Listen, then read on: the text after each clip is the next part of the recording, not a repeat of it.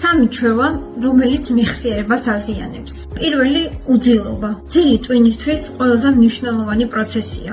როდესაც ჩვენ გვძინავს, ტვინი ალაგებს ინფორმაციას. ზოგს ინახავს, ზოგს ივიწყებს.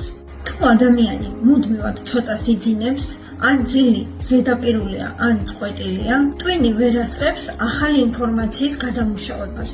შედეგად ჩნდება დავიწყება, კონცენტრაციის დაქვეითება და მუდმივი დაღლილობა. სწორედ ამიტომ 7-8 საათი ღრმა და ხარისხიანი ძილი აუცილებელია მეხსიერებისთვის. მეორე, ეს არის ქრონიკული სტრესი.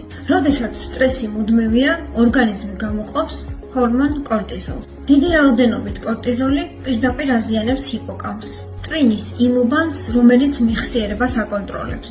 ასეთ დროს ადამიანს უჭირს ახალი ინფორმაციის დამახსოვრება და ხშირად ავიწყდება ის, რაც კარგად იცოდა. გარდა ამისა, სტრესი იწვევს ყურადღების გაფანტვას, ფიქრის შენელებას და ემოციურ დაღლილობას.